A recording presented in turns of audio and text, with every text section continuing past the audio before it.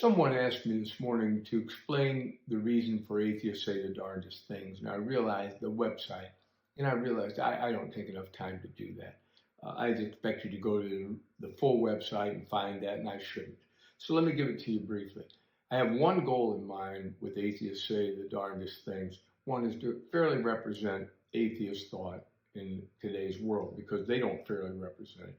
I need to explain to you the subterfuge that's at work in atheism today, the hollow promises it makes, all of those things.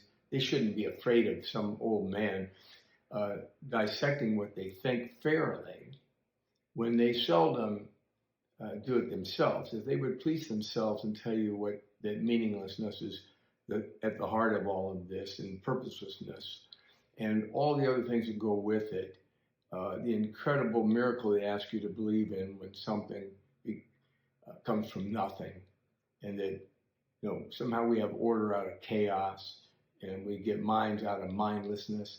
100 of those things, those miracles that they have in atheism. If they would explain them, I wouldn't have to debunk that kind of thing and kind of delve into why they do this. And of course, you can see why they hate God and they want to stay in their darkness. They hate the light.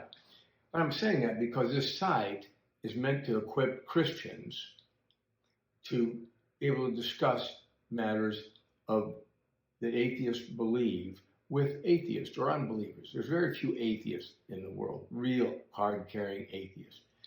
Sam Harris would be one. You're not going to run into Sam.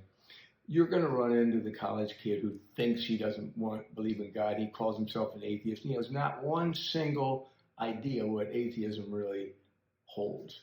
He hasn't given it any deep thought, trust me. So I'm saying to you, I can give you the content of this to have a conversation. I can give you the confidence to have that conversation, right? And then I can explain to you how I think you ought to hold that conversation.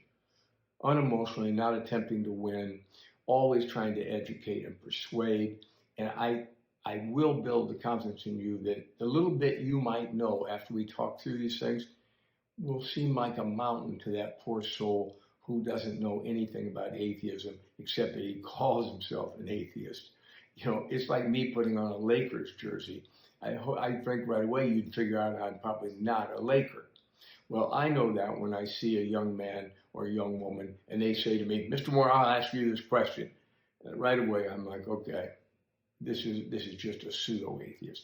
I will convince you, I hope, that I can make you able and I can equip you to handle these conversations, not referring them to me, but so that you can be the one in your neighborhood answering the questions for the people in your neighborhood.